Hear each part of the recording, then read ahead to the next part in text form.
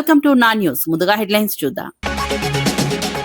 మహిళా బిల్లు చారిత్రాత్మకమని ప్రధాని మోదీ వ్యాఖ్య. 3 దశాబ్దాల తర్వాత సాధ్యమైన చట్టమన్న మోదీ. మహిళా సాధికారతకు కీలక నిర్ణయమన్న ప్రధాని. రాజకీయాల కోసం కాదు, దేశ ప్రయోజనమని స్పష్టం. తెలంగాణలో పెట్టుబడులకు ఆహ్వానం ఇచ్చిన శ్రీధర్ బాబు. ఏరోస్పేస్ రంగంలో రాష్ట్రం అగ్రగామి అని మంత్రి. హైదరాబాద్ తక్కువ ఖర్చు ఏరోస్పేస్ సిటీగా గుర్తింపు. గ్లోబల్ కంపెనీలకు అనుకూల వాతావరణంగా ఉందని వ్యాఖ్య.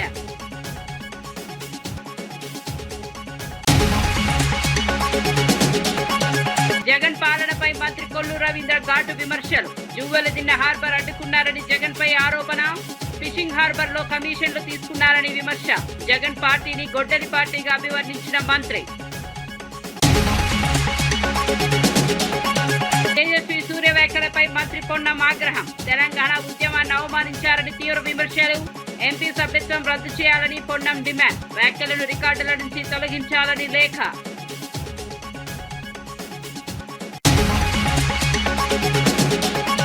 ఫాతిమా కాలేజీ కూల్చివేతపై రాజాసింగ్ డిమాండ్. అక్రమ నిర్మాణంపై వెంటనే చర్యలు కోరిన రాజాసింగ్. విద్యార్థుల భవిష్యత్తుతో ఆటలాడొద్దని హెచ్చరిక.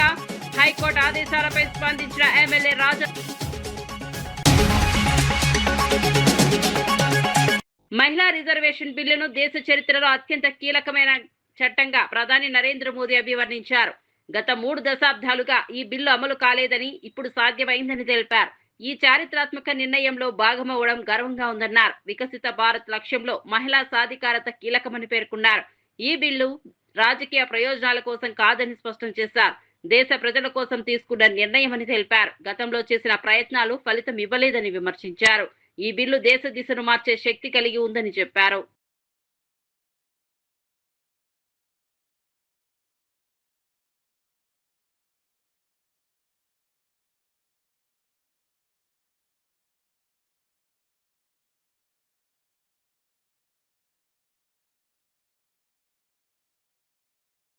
दिशा में ही सोचते हैं, मैं उनको भी एडवाइज करना चाहूंगा। एक मित्र के रूप में एडवाइज करता हूं और सबको काम आएगी। हमारे देश में जब से विमेन रिजर्वेशन को लेकर के चर्चा हुई है और उसके बाद जब जब चुनाव आया है, हर चुनाव में महिलाओं को मिलने वाले इस अधिकार का जिसने विरोध किया है, जिसने विरोध किया है, देश की महिलाओं ने उन्हें माफ नहीं किया है। उनका हाल बुरे से बुरा किया है।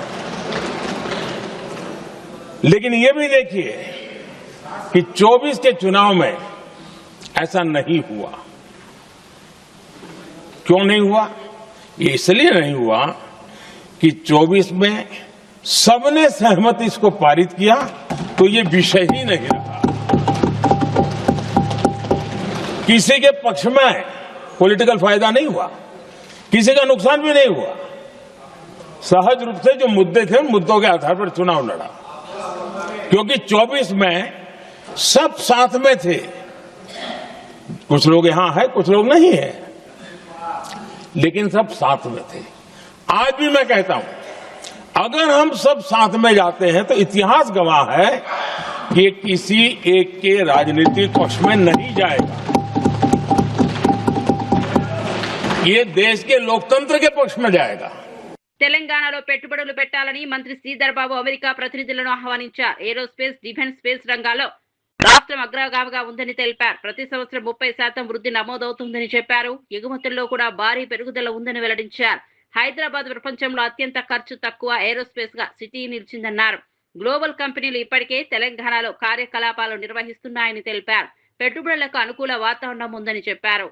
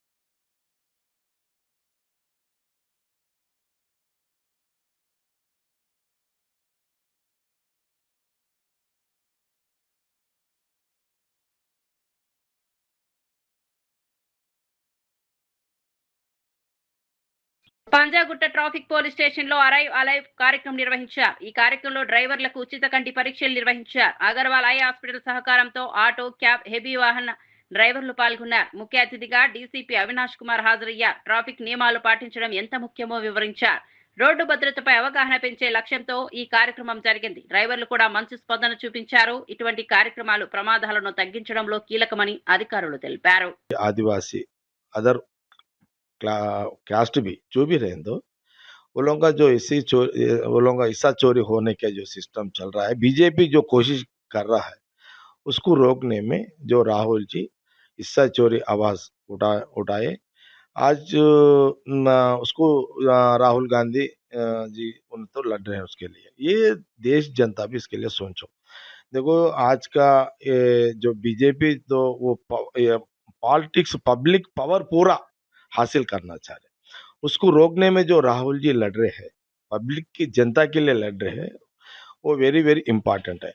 देखो ये जो डिलिमिटेशन का चाल चल रहा है, इसके पीछे बड़ा गेम बीजेपी का है। इसमें वो लोग जो देश का पब्लिक के लिए डिलिमिटेशन नहीं है, वो पार्टी खुद पब्लिक को वो लोगों का कंट्रोल में रहने के लिए ये हिस्सा चोरी का मामला चल रहा है। इसके लिए राहुल जी देश की जनता सबको अलर्ट करने में उनका कोशिश चल रहा है। देश की जनता भी ये सोच रहे हैं। హైకోర్టు ఆదేశాలతో ఫాతిమా కాలేజీపై కూల్చివేత ముప్పు నెలకొంది. ఈ నేపథ్యంలో ఎమ్మెల్యే రాజా సింగ్ తీవ్రంగా స్పందించారు. అక్రమంగా నిర్మించిన ఈ భవనంపై వెంటనే చర్యలు తీసుకోవాలని డిమాండ్ చేశారు. కోర్టు ఇప్పటికే విద్యార్థులు తమ బాధ్యతపై మాత్రమే చేరాలని హెచ్చరించిందని గుర్తు చేశారు. ఇలాంటి అక్రమ నిర్మాణాలను ప్రభుత్వం ఎందుకు సహిస్తోంది అని ప్రశ్నించారు. విద్యార్థుల భవిష్యత్తుతో ఆటలాడే చర్యలు అంగీకరించబోమని తెలిపారు. చట్టానికి విరుద్ధంగా నిర్మాణాలు చేసే వారిపై కఠిన చర్యలు తీసుకోవాలని అన్నారు. పెండింగ్ ఉన్నది. ఒకవేళ ఓవైసీ అగ్నిస్ట్ ఆ కేసు చూసేస్తే మళ్ళా చాలా వరకు పిల్లలు రోడ్డు పాలవుతారు. అందుకోసం ఎవరైనా అడ్మిషన్ తీసుకోవాలంటే జాగ్రత్తగా అడ్మిషన్ తీసుకోండి హైకోర్టు మేజిస్ట్రేట్ గారు ఒక కామెంట్ అయితే చేసినారు. ఇవాళ మనం చూస్తున్నాం తెలంగాణలో చాలా వరకు ఎఫ్టీఎల్ ల్యాండ్ చుట్టుపక్క కట్టిన బిల్డింగ్స్ కానీ చిన్న చిన్న హౌసెస్ కానీ దానిపైన హైడ్రా అధికారులు బుల్డోజర్ తోని మొత్తం డిమాలిష్ చేస్తున్నారు. పెద్ద పెద్ద బిల్డింగ్ కూడా డిమాలిష్ చేస్తున్నారు. కానీ ఇప్పటివరకు ఈ ఫాతిమా కాలేజ్ పైన ఎందుకు బుల్డోజర్ ఎక్కియలేదని ఇవాళ తెలంగాణలో ఒక చర్చ అయితే నడుస్తుంది. ఇవాళ మేజిస్ట్రేట్ గారు కూడా అదే డౌట్ఫుల్లోని ఒక కామెంట్ చేస్తున్నారు. ఎవరు కూడా అడ్మిషన్ తీసుకోకండి. ఒకవేళ ఓవైసీ అగ్నిస్ట్ ఒకవేళ కేసు అయితే మళ్ళీ చాలా వరకు పిల్లలకి ఇబ్బంది అవుతుందని మేజిస్ట్రేట్ గారు అయితే కామెంట్ చేసినారు. మంచిదే. ఇవాళ కంటిన్యూగా ఓవైసీ బుల్డోజర్ ఆ పదంని ఎందుకు వాడుతుందంటే ఓవైసీ కళల్లో కూడా బుల్డోజర్ వస్తుంది. ఎందుకంటే ఓవైసీకి తెలుసు ఎఫ్టీఎల్ గవర్నమెంట్ ల్యాండ్ని కబ్జా చేసి ఫాతిమా కాలేజ్ నేను కట్టినాను ఆయనకే తెలుసు. ఇవాళ లేకపోతే రేపు 100% బుల్డోజర్ ఎక్కుతుంది, ఆ కాలేజ్ డిమాలిష్ అవుతుంది. ఒకవేళ రేవంత్ రెడ్డి గవర్నమెంట్లో కావచ్చు, లేకపోతే మావోలు సరిగ్గా ఉంటే వచ్చే సమయంలో బీజేపీ గవర్నమెంట్ రావచ్చు. ఒకవేళ బీజేపీ గవర్నమెంట్ వస్తే ఓవైసీ కాలేజ్ పైన కాకుండా ఓవైసీ ఇంటి పైన కూడా బుల్డోజర్ 100% ఎక్కుతుంది. అదే కాకుండా దారుసలాం పైన కూడా బుల్డోజర్ మేము ఎక్కిస్తాం. ఇది 100% ఉంటుంది. ఇది అందుకోసం మేజిస్ట్రేట్ గారు ఒక మంచి కామెంట్ చేశారు. ఎవరైనా ఓవైసీ కాలేజ్లో అడ్మిషన్ తీసుకోవాలంటే కొద్దిగా ఆలోచన చేసి అడ్మిషన్ తీసుకోండి. మాజీ సీఎం జగన్ పై కొల్లు రవీంద్ర ఘాటు వ్యాఖ్యలు చేశారు. జగన్ బ్రతుకే ఒక అరాచకమని విమర్శించారు. 5 ఏళ్ల పాటు నిధులు ఇవ్వకుండా జువెలదిన్నె హార్బర్ను అడ్డుకున్నారని ఆరోపించారు. దీనివల్ల మత్స్యకారులు తీవ్రంగా నష్టపోయారని తెలిపారు. ఫిషింగ్ హార్బర్లలో ఎస్టిమేటెడ్లు పెంచి కమిషన్లు తీసుకున్నారని విమర్శించారు. తమిళనాడు బోట్ల వ్యవహారంలో కూడా దుష్ప్రచారం చేశారని అన్నారు. జగన్ పార్టీని గొడ్డలి పార్టీగా అభివర్ణిస్తూ తీవ్ర విమర్శలు గుప్పించారు. నెల్లూరు పర్యటనలో తన యొక్క కడుపు మంటని, ఈ రాష్ట్రాన్ని అభివృద్ధి చెందడం ఇష్టం లేక వివిధ వర్గాల మధ్యన చిచ్చులు పెట్టే కార్యక్రమానికి మరి కొనసాగిస్తా ఉన్నాడంటే జగన్ బ్రతికే ఒక అరాచకం. జగన్ ఎక్కడో చోట ఏదో ఒకటి అల్లరి సృష్టించాలని ఇవాళ జువ్వెలదిన్న ఫిషింగ్ హార్బర్ విషయంలో అక్కడ మత్స్యకారులకు చెందకుండా ఆ ఫిషింగ్ హార్బర్ని వేరే వాళ్ళకి కేటాయిస్తున్నారని చెప్పి ఒక దుష్ప్రచారం చేయటానికి, మత్స్యకారులకు స్థానం లేకుండా చేయాలని ఒక దుష్ప్రచారానికి జగన్మోహన్ రెడ్డి రెచ్చగొట్టే కార్యక్రమాలు చేస్తూ ఉన్నాడు. నిజంగా ఇది చాలా దురదృష్టకరం. అక్కడ ఫిషింగ్ హార్బర్ నిర్మాణం వాళ్ళకి బిల్లులు ఇవ్వకుండా, ఆ పనులు కంప్లీట్ అవ్వకుండా ఆ ఫిషింగ్ హార్బర్ని వెనక్కి నెట్టినటువంటి వ్యక్తి జగన్మోహన్ రెడ్డి. ఇది అవునా కాదా? అదే కాకుండా ప్రభుత్వం వచ్చిన తర్వాత కూటమి ప్రభుత్వం పనులు వేగవంతంగా చేస్తుంది. ఇంకా కొద్ది పనులు మిగిలి ఉన్నాయి. అక్కడ 901 మీటర్ల లెంత్లో జెట్టీని నిర్మాణం చేయడం జరిగింది. అక్కడ ఫిష్ ల్యాండింగ్ సెంటర్ కానీ, అక్కడ కోల్డ్ స్టోరేజెస్ కానీ, వాళ్ళకి కావాల్సినటువంటి వలలు కానీ, ఇవన్నీ కూడా భద్రపరచుకోవడానికి గదులు కానీ, అక్కడ ఒక సొఫిస్టికేటెడ్ ఫిషింగ్ హార్బర్ నిర్మాణం జరిగింది. దాన్ని తీసుకెళ్లి తెలంగాణ విభజనను భారత్ పాక్ విభజనతో పోల్చిన ఎంపీ తేజస్వి సూర్య వ్యాఖ్యలపై మంత్రి పొన్నం ప్రభాకర్ తీవ్రంగా స్పందించారు. ఇది తెలంగాణ ఉద్యమకారులను అవమానించడమేనని అన్నారు. అమరవీరుల త్యాగాలను తక్కువ చేసి చూపేలా మాట్లాడడం బాధాకరమని పేర్కొన్నారు. తక్షణమే ఆయన పార్లమెంట్ సభ్యత్వాన్ని రద్దు చేయాలని డిమాండ్ చేశారు. ఈ వ్యాఖ్యలను పార్లమెంట్ రికార్డుల నుంచి తొలగించాలని లోక్సభ స్పీకర్ కు లేఖ రాశారు. బీజేపీ ఎంపీలు ఈ విషయంపై మౌనం పాటించడం సరైంది కాదని విమర్శించారు.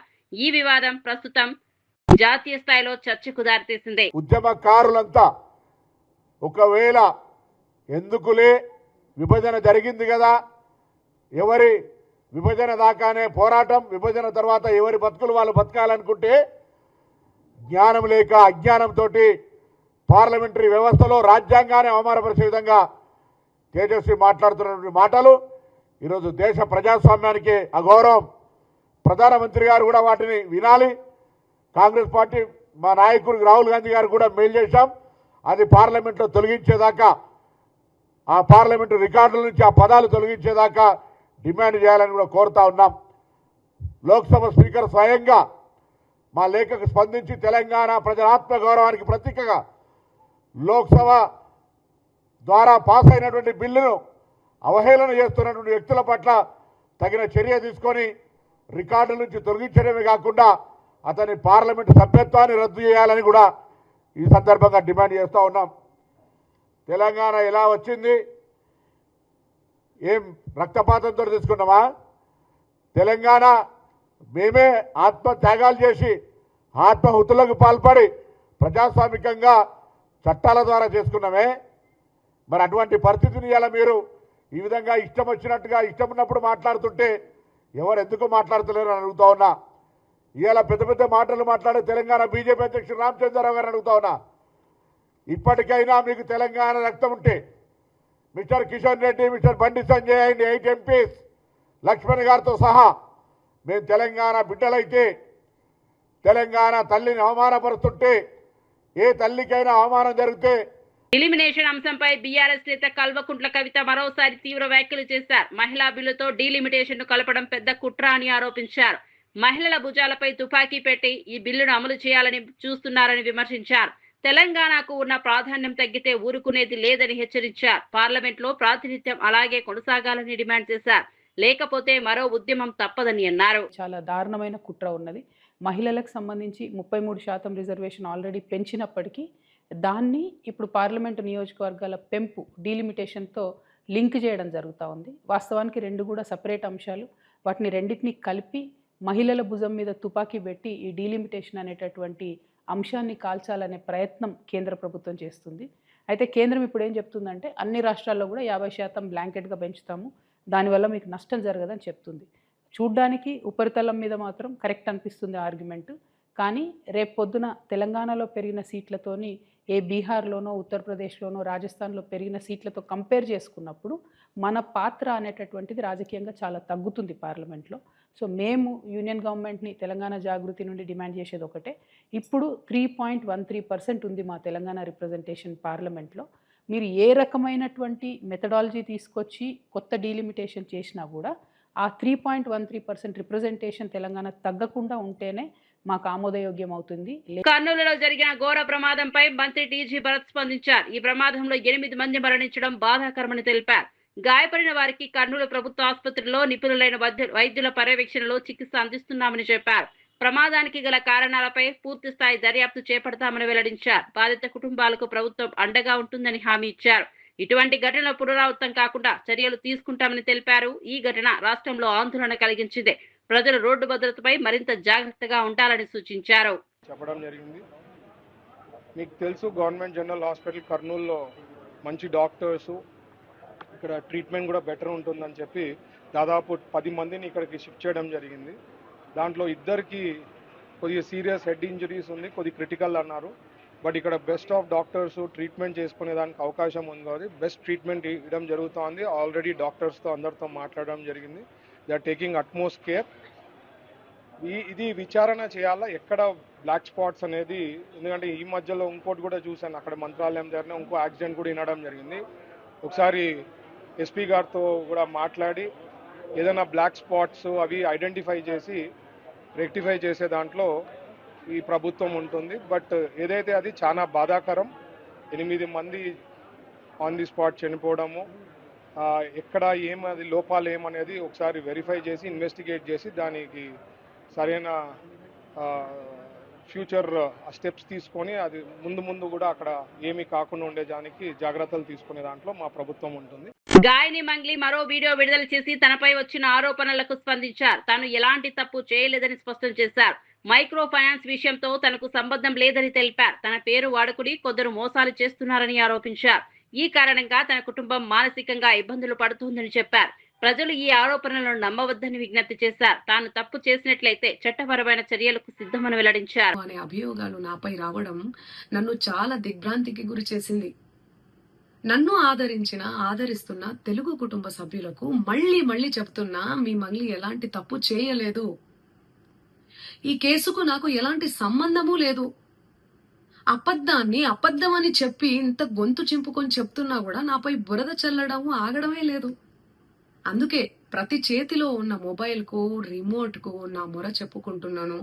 చట్టాన్ని గౌరవించే పౌరురాలిగా బాధితులకు న్యాయం జరిగేందుకు, దర్యాప్తు అధికారులకు సహకరించేందుకు నేను సిద్ధంగా ఉన్నానని మీకు విజ్ఞప్తి చేసుకుంటున్నాను. మంగ్లీ ఎలాంటి తప్పు నారా లోకేష్ తదుపరి సీఎం అవుతారని వర్మ చేసిన వ్యాఖ్యలు రాజకీయ చర్చకు దారితీశాయి. ఏపీలో ఆయన కంటే అర్హుడైన నాయకుడు ఎవరున్నారంటూ ప్రశ్నించారు. యువకులం పాదయాత్రతో పార్టీని బలోపేతం చేసి అధికారంలోకి తీసుకొచ్చారని అన్నారు.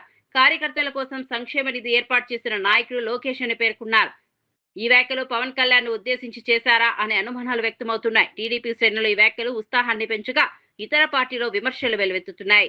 కోటి కార్యకర్తల్ని మెంబర్షిప్ చేసిన నాయకుడు లోకేష్. 9 లక్షల కోట్ల పెట్టుబడులు తీసుకొచ్చిన నాయకుడు లోకేష్.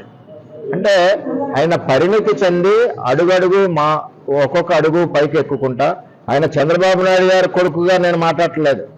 ఆయన ఒక తెలుగుదేశం పార్టీ కార్యకర్తగా 13-14 సంవత్సరాల నుంచి ఈ పార్టీని కొన్ని రోజులు బ్యాక్ ఎండ్ నుండి నడిపించి తర్వాత ఫ్రంట్కి వచ్చి ఇన్ని కార్యక్రమాలు అభివృద్ధి చేసి ముందుకు తీసుకెళ్లిన ఏకైక నాయకుడు నారా లోకేష్ గారు. ఆయనే ఈ రాష్ట్రానికి మా తెలుగుదేశం పార్టీలో చంద్రబాబు నాయుడు గారి తర్వాత పరిపాలించే అర్హత ఉన్న నాయకుడు నారా లోకేష్ గారు. మీరు అడిగిన చూసారా, ఇంత మించి ఇక తెలుగుదేశం పార్టీలో ఎవరూ లేరు.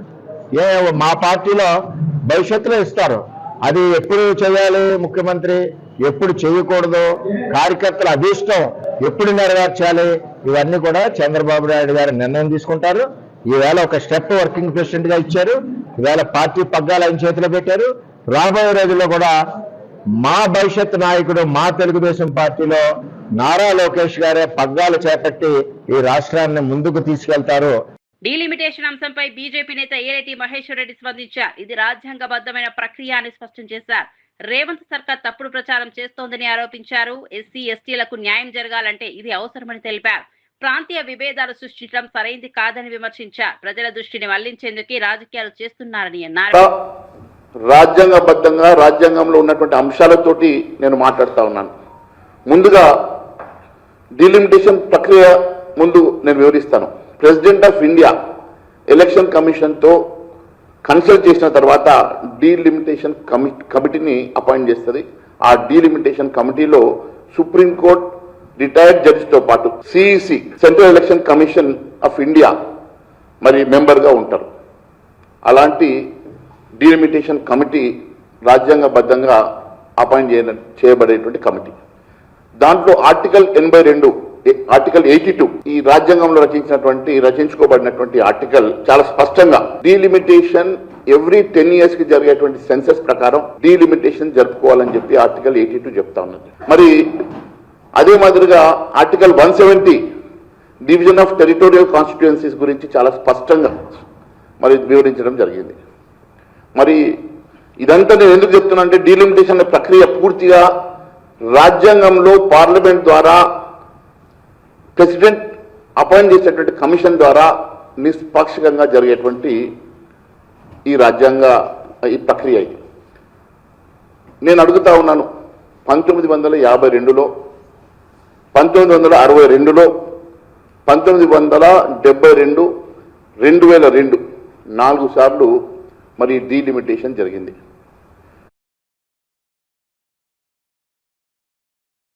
టీడీపీ జాతీయ వర్కింగ్ ప్రెసిడెంట్ నారా లోకేష్ నియామకంపై దువ్వారపు రామారావు హర్షం వ్యక్తం చేశారు. నూతన కార్యవర్గంలో 40% పైగా పదవులు బీసీలకు కేటాయించారని తెలిపారు. బీసీలకు టీడీపీకి విడదీయలేని బంధం ఉందని అన్నారు. గత ప్రభుత్వంలో నిర్వీర్యమైన బీసీ కార్పొరేషన్లను ప్రస్తుత ప్రభుత్వం ఆదుకుంటోందని చెప్పారు. బీసీ రిజర్వేషన్ల పరిరక్షణకు సీఎం చంద్రబాబు కట్టుబడి ఉన్నారని స్పష్టం చేశారు. ఈ నిర్ణయం సామాజిక న్యాయానికి దోహదపడుతుందని అభిప్రాయపడ్డారు. వారికి హృదయపూర్వకంగా మరొకసారి అభినందనలు తెలియజేస్తున్నాను. ఇక నిన్న కార్యవర్గం ప్రకటించిన తర్వాత మనం చూసాం బీసీలకి ఎంత ప్రాముఖ్యత వచ్చిందో.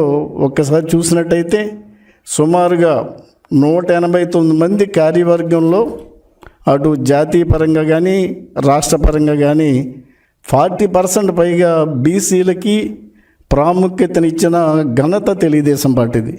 ఈ మాట నేను ఎందుకంటున్నానంటే తెలుగుదేశం పార్టీకి బీసీలకు ఉన్న అనుబంధం అటువంటిది, విడదీయలేని బంధం. స్వర్గీయ ఎన్టీ రామారావు గారు ముఖ్యమంత్రిగా ఆయన పార్టీని ప్రారంభించినప్పటి నుంచి ముఖ్యమంత్రిగా ఆయన ప్రమాణ స్వీకారం చేసిన తదుపరి బీసీలకి రాజకీయ ప్రవేశం అనేక వర్గాలకు కల్పించిన ఘనత స్వర్గీయ నందమూరి తారక రామారావు గారిది. అనేక మంది నాయకులను తీర్చిదిద్దిన ఘనత స్వర్గీయ నందమూరి తారక రామారావు గారిది. మనం చూసాం అటు ఉత్తరాంధ్ర నుంచి అటు తెలంగాణ ఉమ్మడి జిల్లాలో అనేక మంది నాయకులు, ఒక కింజరాపు అచ్చెన్నాయుడు గారిని తీసుకున్నా, లేకపోతే ఎర్రనాయుడు గారు పెద్ద అయిన ఎర్రనాయుడు గారిని తీసుకున్నా, అయ్యన్నపాత్రి గారిని తీసుకున్నా, బండారు సత్యనారాయణ గారిని తీసుకున్నా, ఇటు తెలంగాణలో వీటి యనమల రామకృష్ణ గారిని తీసుకున్నా, తెలంగాణలో పంజాగుట్ట ట్రాఫిక్ పోలీస్ స్టేషన్ లో అరైవ్ అలైవ్ కార్యక్రమం నిర్వహించారు. ఈ కార్యక్రమంలో డ్రైవర్లకు ఉచిత కంటి పరీక్షలు నిర్వహించారు. అగర్వాల్ ఐ హాస్పిటల్ సహకారంతో ఆటో, క్యాబ్, హెవీ వాహన డ్రైవర్లు పాల్గొన్నారు. ముఖ్య అతిథిగా డీసీపీ అవినాష్ కుమార్ హాజరయ్యారు. ట్రాఫిక్ నియమాలు పాటించడం ఎంత ముఖ్యమో వివరించారు. రోడ్డు భద్రతపై అవగాహన పెంచే లక్ష్యంతో ఈ కార్యక్రమం జరిగింది. డ్రైవర్లు కూడా మంచి స్పందన చూపించారు. ఇటువంటి కార్యక్రమాలు ప్రమాదాలను తగ్గించడంలో కీలకమని అధికారులు తెలిపారు. ప్రోగ్రామ్ అంతర్గత్ ఐ చెకప్ ప్రోగ్రామ్ పెట్టడం జరిగింది మన పంజాగుట్ట ట్రాఫిక్ పిఎస్ లిమిట్స్ లో.